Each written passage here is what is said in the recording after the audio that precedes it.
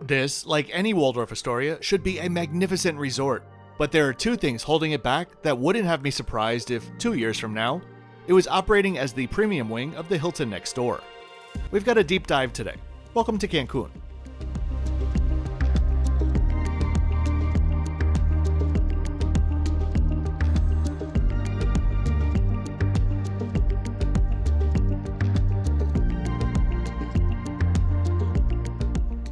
Before we get into it, let me welcome you to the channel if you're new here. My name is Kevin, and I am the Flip-Flop Traveler. I'm here to give you honest content about flights, hotels, trains, and cruises. I paid for this trip out of pocket, and the price that I paid is in the description, as always. Waldorf Astoria had no prior knowledge that I'd be filming, and I didn't receive any compensation from them. Everything in this video is my personal opinion based on my unique experience. The rest, I'll let speak for itself. Let's get started. As we drive a bit south of the hotel zone through a mangrove forest of sorts, I want to read you something that I wrote while I was staying here, having already stayed next door at the equally new Hilton Cancun. Quote, "This Waldorf is the Lexus to Hilton's Toyota. The Waldorf is fancier, more upmarket, and certainly more expensive, but at its core, it's still a Toyota." This is not a plug, but if you're considering staying at the Waldorf, but have no interest in the Hilton, which is literally attached, I highly recommend that you watch my Hilton video, linked above and below. Many of my thoughts about the Waldorf stem from the fact that the Hilton is just so unbelievably similar, and all-inclusive, and half the price. Designed by HBA San Francisco, the same designers as next door, it is certainly a beautiful resort. I want to stress that. It is gorgeous, but in a slightly city center kind of a way.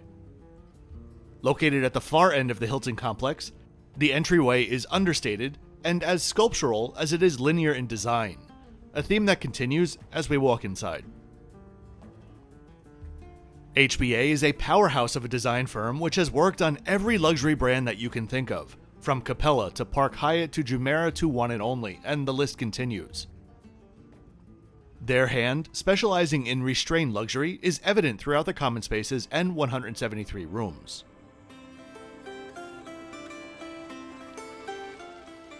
This Waldorf opened in November of 2022, and its design is said to be a, quote, "unique interpretation of Cancun's natural wonders, creating an otherworldly sense of place where every element feels symbolic, every detail tells a story, and every space has a meaning.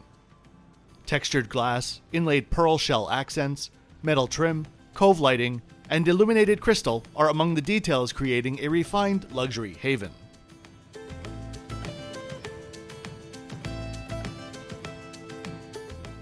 As always, Waldorf has a few nods to its New York namesake, with a custom-designed clock in the middle of the lobby, and their lobby bar Peacock Alley. Besides the bars that are within the restaurants, Peacock Alley is the only place to grab a drink at night, since the pool bar closed down before sunset while I was there. I should mention, if you didn't know already, this is not an all-inclusive property. Before we head outside to explore the two pools and beach, I want to talk about the first of two problems that I alluded to. The first one has two parts, which quite a few others reviewing the property have noted as well. The Points guy said, quote, "With limited dining options and on-site amenities, it feels more like a contained, luxe city hotel than a world unto itself resort," unquote. This is especially pertinent since the resort is absolutely isolated from anything else besides the Hilton. The second point was a comment that I read a while back on Flyer Talk. I'm paraphrasing here, but it essentially said, "I can understand why Hilton saw an opportunity on this site for a family resort, but I cannot for the life of me understand why they thought a Waldorf Astoria would also be appropriate." I share those sentiments. Let's look at the location. Today, we're staying in the northern part of the greater Cancun region, but we'll still be south of the hotel zone in an area of coastline which is largely undeveloped. You'll see why in a moment. The reason I say the Waldorf is so isolated, though, is not just because it's a 20-minute drive south of the hotel zone, but it's also a few miles just to walk to the main road. This structure is the Hilton and Waldorf together, with this being the Waldorf proper. If you'll believe it, I had 3 rooms while I was here. the locations of which are indicated on the map just for your reference later on.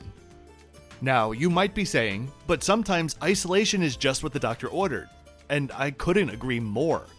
But this simply isn't that type of resort. Take a look at the new St. Regis, a bit further south of here in the Riviera Maya. Now that is the kind of resort which does well with isolation. It's sprawling, has 8 food and drink venues, and actually has less rooms than this Waldorf. I haven't actually been there, but I think you get my point.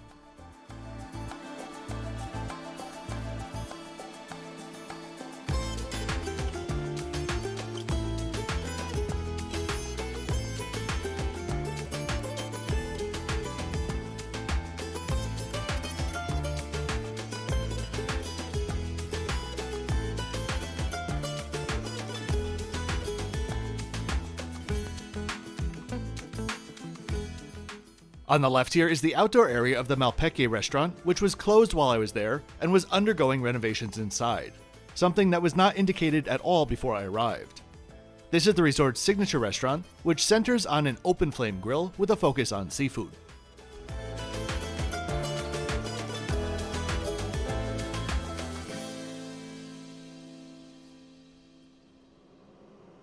Out in front of the lobby area now is a beautiful outdoor lounge space. I will compliment the resort for its outdoor seating areas. Both in this area, around the pools, and near the beach, the seating options are varied, some with more privacy, and just prevent the space from feeling a bit cookie cutter.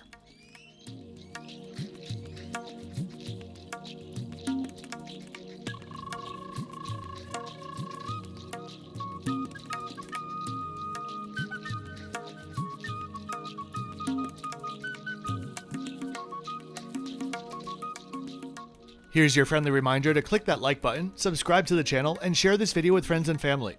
Those are truly the easiest ways, all free for you, to help support the channel. If you'd like to support me further, my Patreon is also linked in the description below. Thanks very much in advance.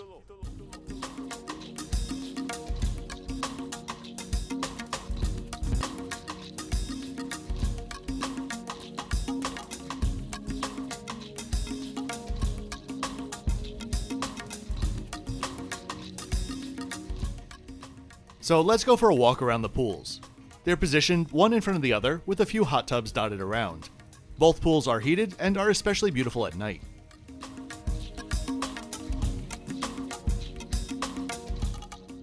For the full story about transport at the hotel, I'll reference my Hilton video, but in a nutshell, Uber is very difficult to get around this area.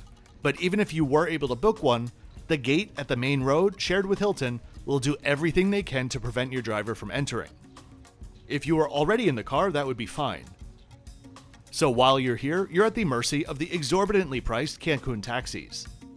If you need one, they'll take around 15 minutes to reach the hotel if they're not on site already. You can expect to pay around $60 one way to get to the hotel zone.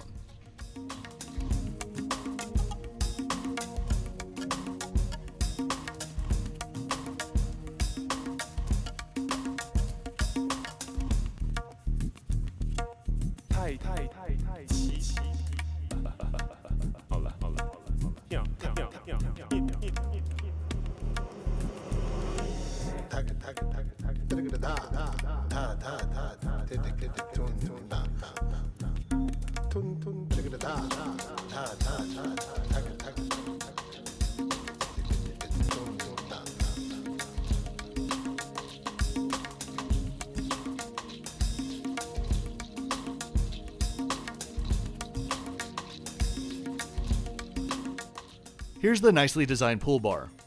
If you have seen my Hilton video, you are surely seeing some similarities so far, both in the lobby and out here around the pools.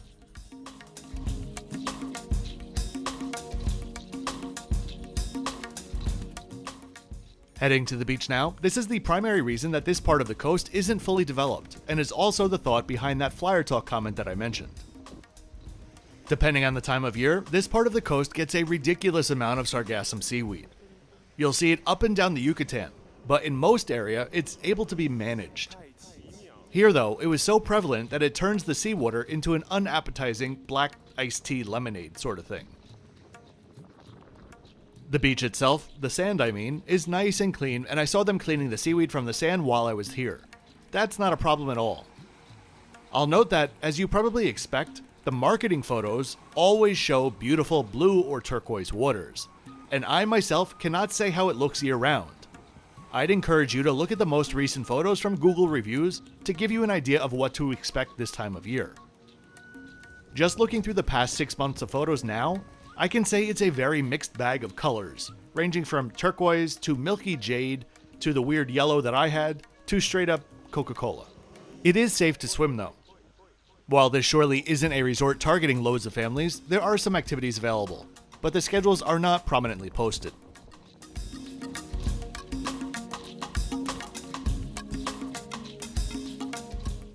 Let's go to my first room. I booked through Amex Fine Hotels and Resorts, and upon check-in I was upgraded from a standard Ocean View King to a plunge pool room. When I got to the room, I immediately felt something weird on the floor. To this day, I have no idea what it was. Imagine you spilt olive oil everywhere, and wiped it up really well but never used soap. That kind of residue is what covered the floors everywhere in the room. Likely it was floor wax or something like that that wasn't properly buffed out. It's hard to see on camera, but you might be able to see the lines from my flip-flops where I stepped. Here I am putting outward pressure just to show you that there's something wrong here. When it's dry, it might not be a huge deal, but considering it's a plunge pool room, and the same problem was going on in the bathroom, I was just worried about when it got wet. As we head over to my next room now, I'll continue the story. 40 to 50 minutes and 2 calls later, no one came. I walked to reception and just asked for a new room. The same category wasn't available. I told them I have no problem going down to my original category, and so that's what happened. 10 minutes later, I was in my room, which was notably smaller. Like both the smallest room that I had on this entire trip and the most expensive one.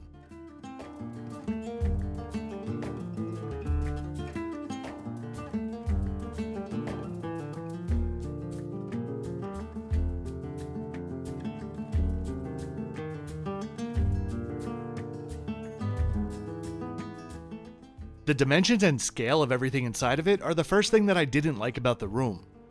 The space to walk between the end of the bed and the TV table is just 22 inches.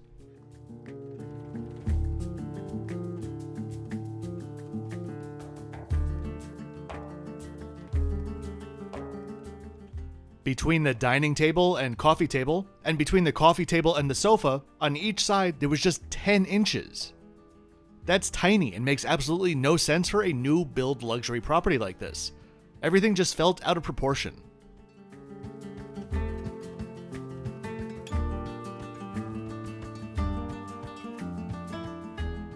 Let's take a look at all of the extra bits while I tell you the 3 things that I did like about the room.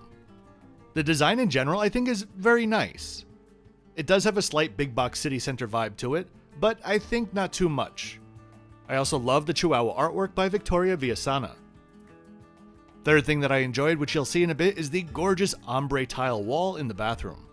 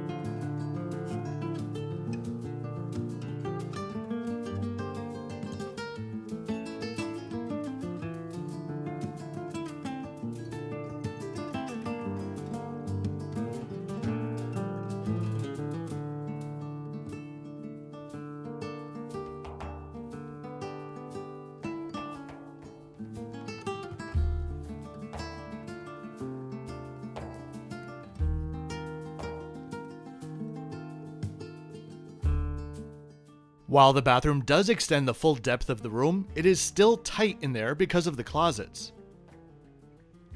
With the closet doors open, there's just 17 inches between the vanity and the closet door itself. Again, just needlessly small.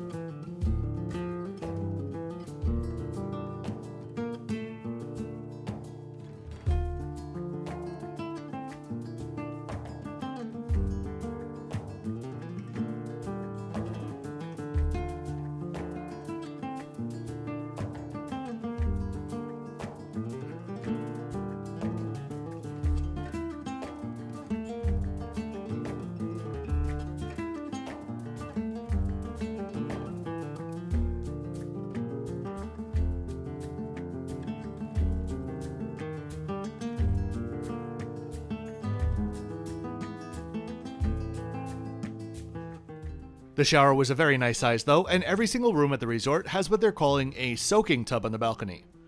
That's fantastic, but I can't believe that in each and every one of these rooms, there is no guardrail or ledge or something around them.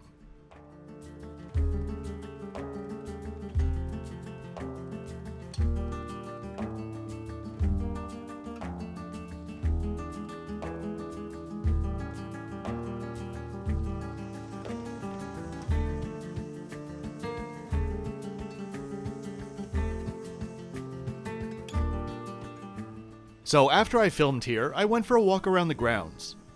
Let me mention that I was fine with the room. Again, it's small, but I had no reason to complain. It was the category that I booked. They did quasi-fix the plunge pool room problem, and that is that. While I was walking around, one of the managers approached me and essentially apologized that they downgraded me. I said it was fine, it was actually my own suggestion. She was away at the time and mentioned that it shouldn't have happened that way, and she offered me the master suite on the top floor instead. I chuckled a bit and basically said, honestly, I am fine with my room, but I'm also not dumb, so I will definitely not turn down the master suite. I can be ready in 10 minutes.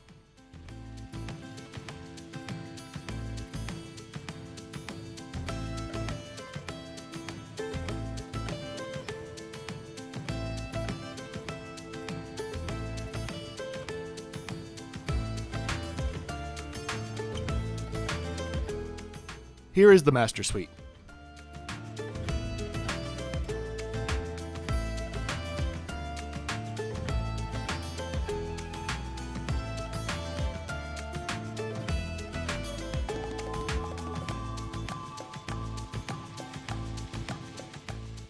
Honestly, this is not a room that I would ever book, regardless of price. I ended up setting up my workstation in the bedroom itself. I simply don't need all of this space. But it was very nice to have for a night.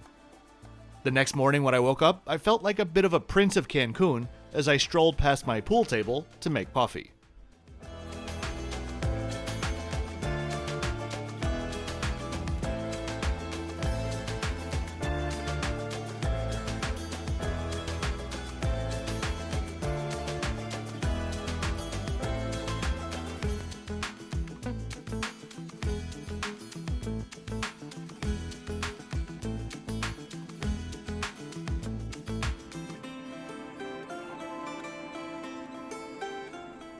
The bathroom, I believe, is exactly the same size as I showed you already, though the bedroom is a bit longer and wider.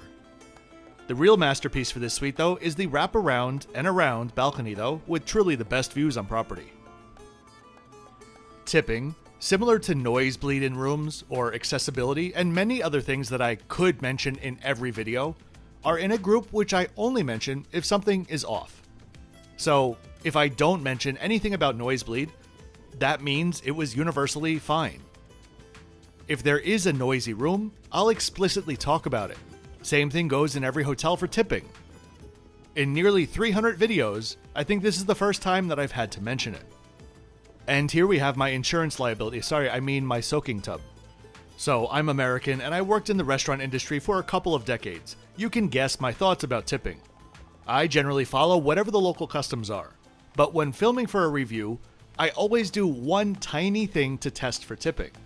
Even if I do plan to give a tip, I wait a beat, see what the staff does. This is the first hotel that I've been to in years where I've seen such an obvious hunt for tips. Have you ever seen Home Alone 2: Lost in New York?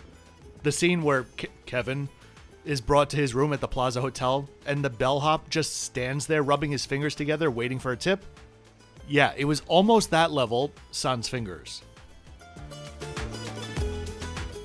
Watch out for that raised tile. I swear I was very cognizant of the tub itself and I still managed to almost trip into it because I didn't see the raised tile. Access to this balcony should have a breathalyzer.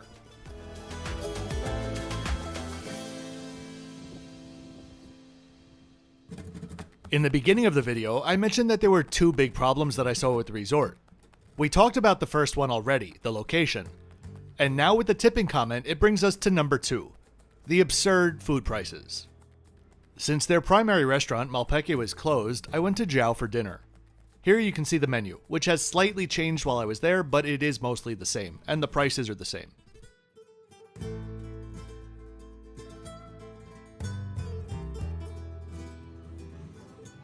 The space, meant to be a Mexican cantina with an extensive local spirit collection, is vibrant and charming, as was the service. I ordered the Yucatan lechon pork tacos as a starter, and the catch of the day as my main.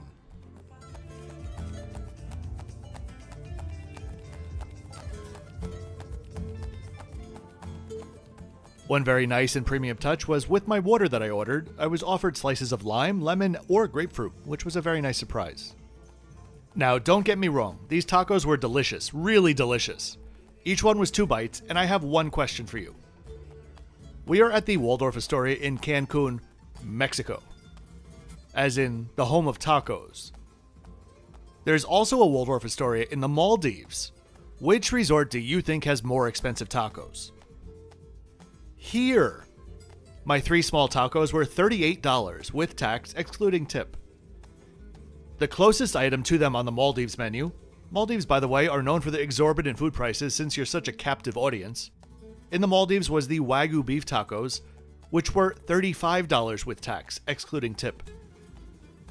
I'll point out that a tip of between 18 to 22% is suggested on the bill. With tip, those tacos were $7.60 per bite. Next up was the catch of the day, said to be served with quote-unquote Mexican rice. This was $42 without tip, the second cheapest main on the menu. It was served with parboiled rice with a frozen vegetable medley blended inside. I was absolutely dumbfounded. I called the very kind waiter over and basically said, I know you can't really respond to what I'm about to say, but you and I both know that is not Mexican rice in any way, shape, or form. Do you have anything else? A few minutes later, he brought out a bowl of grilled and steamed vegetables, which were basic, but at least they were real and cooked food. My bill, without tip, was $95. My only drink was a bottle of water. Let's let all of those lechon juices sink in as we have a look around the resort after dark, which was really beautiful. If you head down to the description, you'll find my next 5 videos to come out, as well as other bits and pieces like the soundtrack titles featured in this video. On your way down there, don't forget to subscribe. I release full-length videos every Thursday and Saturday.